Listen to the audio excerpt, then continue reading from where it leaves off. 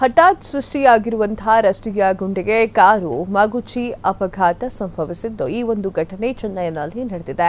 ಚೆನ್ನೈನ ತಿರುವನ್ಮಿಯೂರಿನಲ್ಲಿರುವಂತಹ trader ಪಾರ್ಕ್ನ signal ಬಳಿ ರಸ್ತೆಯಲ್ಲಿ ಹಠಾತ್ ಗುಂಡಿ ಬಿದ್ದಿದೆ. ಇದೇ ಸಂದರ್ಭದಲ್ಲಿ ಅಲ್ಲಿಯೇ ಹಾದು ಹೋಗ್ತಾ ಇರುವಂತಹ ಕಾರು ಪಲ್ಟಿಯಾಗಿದೆ. ಅದೃಷ್ಟವಶಾತ್ ಕಾರಿನಲ್ಲಿದ್ದ ನಾಲ್ವರಿಗೂ ಕೂಡ ಯಾವುದೇ ಗಾಯಗಳಾಗಿಲ್ಲ. ಅವಘಡ ಆದ ತಕ್ಷಣ ಸ್ಥಳೀಯರು ಓಡಿ ಬಂದು ಕಾರಿನಲ್ಲಿದ್ದವರನ್ನ ರಕ್ಷಣೆ ಮಾಡಿದ್ದಾರೆ.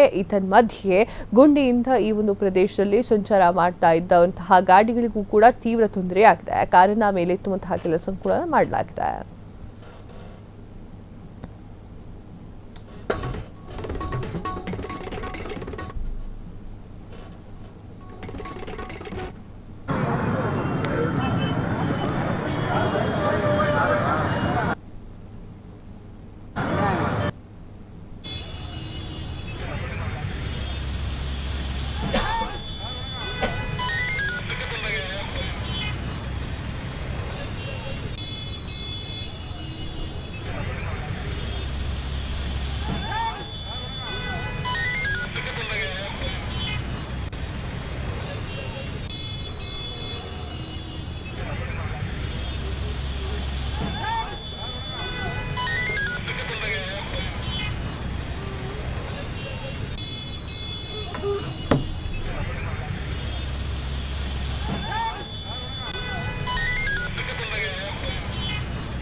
ಕ್ಷಣ ಕ್ಷಣದ ಸುದ್ದಿಗಳಿಗಾಗಿ ಫ್ರೀಡಂ ಟಿವಿ ಸಬ್ಸ್ಕ್ರೈಬ್ ಮಾಡಿ, ಲೈಕ್ ಮಾಡಿ ಹಾಗೂ ಫಾಲೋ ಮಾಡಿ.